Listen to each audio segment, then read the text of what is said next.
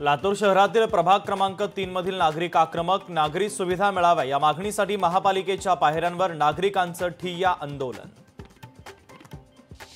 पशुसंवर्धन विभागाच्या जमीन घोटाळ्यातही राजकीय संबंध, खरेदीदार कपिल फकीर यांचे नेत्यांच्या कंपनीशी संबंध, सामाजिक कार्यकर्ते विजय कुंभार यांचा आरोप।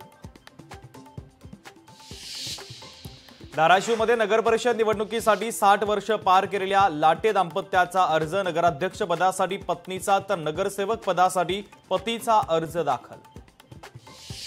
नाशिकच्या मालेगावात बनावट नोटांचा सुळसुळाट, तांबा काटा परिसरामध्ये 5.5 लाखांच्या बनावट नोटा जप्त, नकली नोटांसह 2 संशयितांनाही पोलिसांनी घेतलं ताब्यात।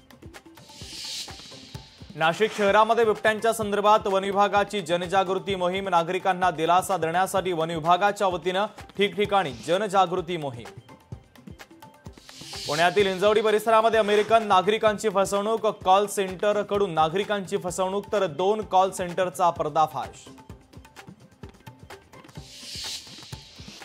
दिव्यांगत्वाचं ओळखपत्र सादर न करणं अधिकाऱ्यांना भोवलं, यवतमाळ जिल्हा परिषदेचे 21 कर्मचारी निलंबित, सीओंच्या कारवाईनं खळबळ। गडचिरोलीमध्ये गांजाच्या शेतीचा शोध लावण्यात पोलिसांना यश, कारवाईत 1,19,83,000 रुपये किमतीचा मुद्देमाल जप्त। नवी मुंबईमध्ये कारचा अपघात, कार थेट खाडीमध्ये कोसळली, कार चालकाचा जागीच मृत्यू।